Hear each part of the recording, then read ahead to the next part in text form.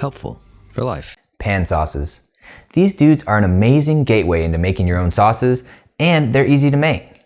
You basically just dump a bunch of stuff in the pan that you cooked your protein in, move it around a little bit, and voila, you got a delicious sauce. I mean, who doesn't want that? Plus, if you're trying to impress a date or your friends or family, I think a pan sauce is a great way to up your cooking game. In this video, I'll first give a quick overview showing just how easy and simple a pan sauce really is. Then I'll go into detail into each of the steps so you can understand the why and the how. Later, you'll get to see all of this in action when we make a creamy mustard pan sauce. But now for the quick overview of how to make a pan sauce. First, you cook your protein.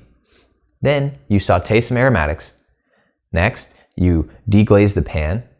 Then you thicken the sauce. And last, you optionally add in some other stuff to make it mo better. Now, let's dive into each of those steps. The first thing to know about making a pan sauce is something called fond.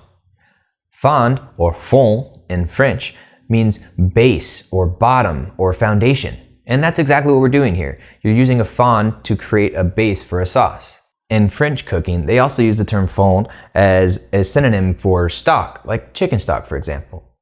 For today, and generally in America, when people say fond, they're talking about those brown bits on the bottom of the pan. So, in case you didn't figure it out yet, fond is what develops on a pan as a protein is cooked. Due to the Maillard reaction you learned about earlier, the protein browns and gets all these amazing, delicious flavors. And some of that browned protein sticks to the pan. This is what is called fond. In general, when people talk about fond, they probably mean animal proteins, but a quick search online, we saw all sorts of vegetarian and vegan pan sauces. Plus, now with all of the imitation meat that's out on the market, I'm sure you can make a pretty bomb vegetarian pan sauce. Since pan sauces come together pretty quickly, you'll want to practice something called mise en place, which is French for everything in its place. We taught you about that in an earlier video. In other words, get out all the ingredients and tools that you need and get them all prepped and put them where you need them so you don't have to do any of that mid-cook. Now, here's a list of all the stuff that you'll need, and we'll go into a little more detail on these after that. You need your protein, your pan, your whisk, your wooden spatula, a medium-sized bowl, prepped aromatics, the measuring cup with your deglazed liquid, salt and pepper, and then any optional add-ons that you want, which could be cream, any herbs or seasoning, a little acid, cold butter, and a thickening agent. I'll quickly cover a few of the tools needed before diving into the cooking. Now, that measuring cup you have for your deglazing liquid, don't get rid of it after you dump out the liquid because you may want to use it later to measure how much your sauce has reduced. A medium-sized whisk is a great tool for making pan sauces because those curved little wires do a great job at getting into the round of the pan. Now, if you're using non-stick or a cast iron pan, don't use a metal whisk because the whisk could take away the seasoning on the cast iron or could damage the non-stick coating. A wooden spatula is also great because its wide, flat blade is really good at scraping the fond off the bottom of the pan.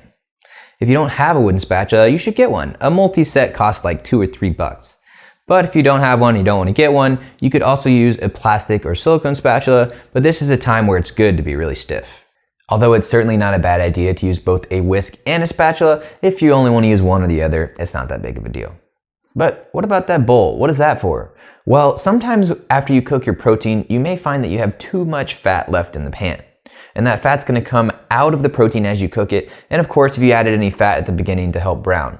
So, to drain that fat, simply take your pan and pour it into the bowl. But make sure you don't do this over the heat because fat can be flammable. And if any of that fat gets on the side or the bottom of the pan as you're pouring it out, make sure to wipe it off. We don't want you to go up in flames. Speaking of the pan, it is important to use the right type of pan when you're making a pan sauce. Now, remember, we're trying to create fond, which is made from stuff sticking to the pan. So it's actually best to not use a non-stick pan for this. So if you have a stainless steel pan, that's arguably the best type to use, but a well-seasoned cast iron or an enameled cast iron are also great choices. However, if all you have is non-stick, that's perfectly fine. I mean, worst case, it's not gonna be quite as good, but it's still probably gonna be pretty good. And then the size matters as well. You wanna make sure to use a pan that's large enough to accommodate all of your protein, but leave space in between them. If it's crowded on the pan, it can lead to steam getting trapped, which will lead to less fond, which is not what you want. You want all the fond you can get. So that wraps up the equipment that you need. Let's talk about the process.